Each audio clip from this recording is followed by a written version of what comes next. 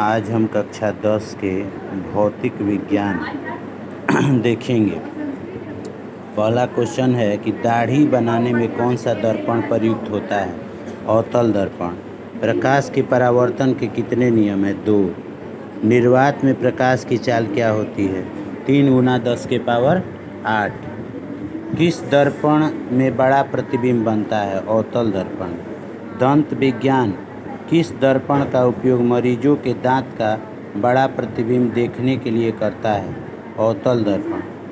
किसी दर्पण में केवल आभासीय या काल्पनिक प्रतिबिंब बनता है तो समतल और उत्तल दर्पण में। मोटर चालक के सामने दर्पण लगा होता है, उत्तल दर्पण। गोलीय दर्पण के परावर्तन पृष्ठ की वृत्ताकार सीमा रेखा का व्यास क्या कहलाता है? वक्र त्रिज्या। प्रकाश तरंग उदाहरण है विद्युत चुंबकीय तरंग का। प्रकाश तरंग उदाहरण है विद्युत चुंबकीय तरंग का। गोलीय दर्पण में फोकस एवं वक्रता त्रिज्या के बीच संबंध F=R/2। समतल दर्पण में प्रतिबिंब की प्रकृति क्या होती है? आभासीय तथा बराबर। सोलर कुकर में किस दर्पण का व्यवहार किया जाता है? अवतल दर्पण। सर्च लाइट का परावर्तन सतह होता है, अवतल। यदि किसी बिंब का प्रतिबिंब का आवर्धन ऋणात्मक हो तो उस प्रतिबिंब की प्रकृति क्या होगी? वास्तविक और उल्टा। Next question 15 number. किसी दर्पण के सामने आप चाहे कितनी दूरी पर खड़े हो, आपका प्रतिबिंब सीधा और सीधा ही बनता है। संभवतः दर्पण होगा समतल और उत्तल। 16 नंबर। अवतल दर्पण द्वारा किसी वस्तु का बना प्रतिबिंब आभासीय, सीधा तथा बिंब से बड़ा पाया गया वस्तु की स्थिति कहाँ होनी चाहिए? दर्पण के ध्रुव और मुख्य फोकस के बीच। यदि किसी बिंब का प्रतिबिंब का आवर्धन धनात्मक हो तो उस प्रतिबिंब की प्रकृति क्या होगी? काल्पनिक और सीधा। किसी वस्तु का आवर्धित काल्पनिक प्रतिबिंब बनता है अवतल दर्पण से। निम्नलिखित में से कौन सा उत्तल दर्पण की फोकस दूरी है जिसकी वक्रता त्रिज्या 32 है? फोकस दूरी वक्रता त्रिज्या के आधी होती है, 16 सेंटीमीटर। परावर्तन के नियम से निर्धारण होता है आपतन कोण बराबर परावर्तन कोण। समतल दर्पण द्वारा बना प्रतिबिंब होता है काल्पनिक।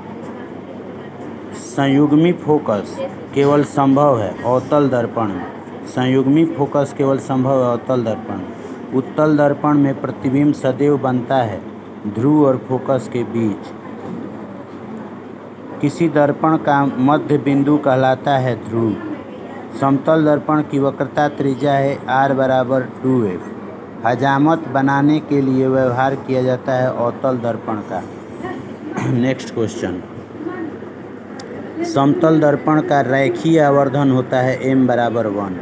प्रतिबिंब की ऊंचाई और वस्तु के ऊंचाई के अनुपात को क्या कहते हैं? आवर्धन कहते हैं।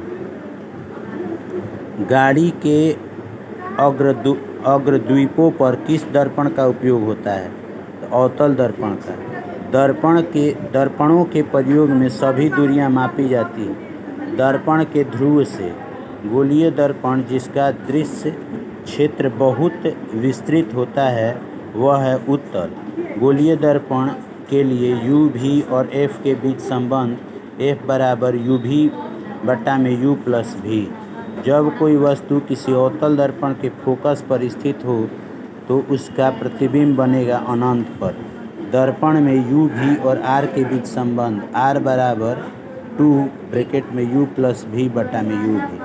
किस दर्पण में वास्तविक और काल्पनिक दोनों प्रतिबिंब बनता है?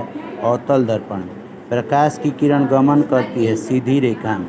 अनंत पर स्थित किसी बिंब का प्रतिबिंब अवतल दर्पण के फोकस पर बनता है, इसका आवर्धन क्या होगा? m से बड़ा होगा 1।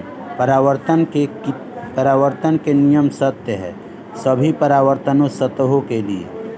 परावर्तन का नियम सभी परावर्तक सतहों के लिए सत्य है। काल्पनिक प्रतिबिंब होता है सीधा। गोलीय दर्पण की फोकस दूरी और वक्रता त्रिज्या की होती है आधी। उत्तल दर्पण से बना प्रतिबिंब होता है काल्पनिक सीधा हासित। उत्तल दर्पण द्वारा बना प्रतिबिंब होता है हमेशा सीधा।